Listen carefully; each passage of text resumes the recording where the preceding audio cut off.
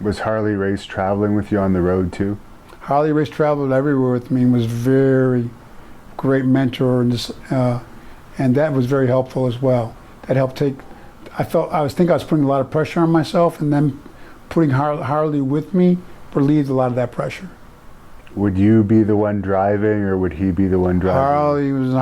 When Harley was traveling, Harley would drive.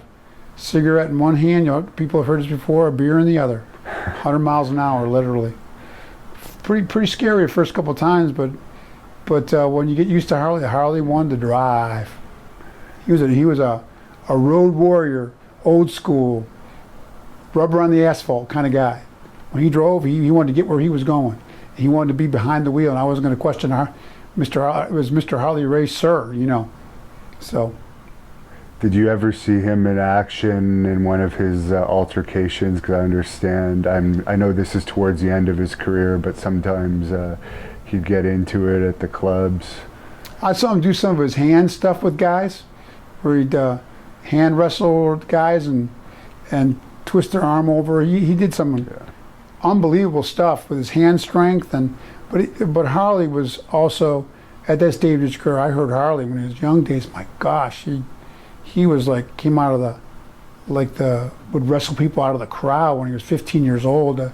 What an unbelievable man and a career. So, but he wasn't. He was definitely more laid back at that stage when I was around, for sure. And I understand at one point they were going to release him or something, and you stood up for him. Well, yeah, it wasn't just him. I was standing up for Harley because I had so much respect for Harley. But also I wanted Harley to be my manager. I was like, man, Harley Race is my manager, And I felt they'd made a commitment with what happened, and the challenge of where we go from here, with the huge void of Rick not being there, of Nate being gone, for them to, I felt like they were pulling the rug out from underneath us a little bit by not utilizing Harley as my manager, and so I definitely wanted to go in there and voice my concerns, and that I really wanted to stay with Harley and keep it going, for sure. But I had massive respect for Harley and still do, so that was like a no-brainer to go in there, and wasn't like I was doing anything great. It was for me too, and they kind of promised that at the time, so I felt I definitely needed to let them know how I felt about it, for sure. Thank you for watching the Hannibal TV.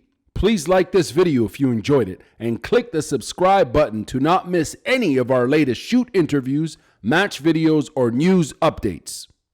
Support us on patreon.com for $1.99 a month to watch our full shoot interviews ad-free and help our channel grow. Follow us on Twitter at the Hannibal TV for instant updates.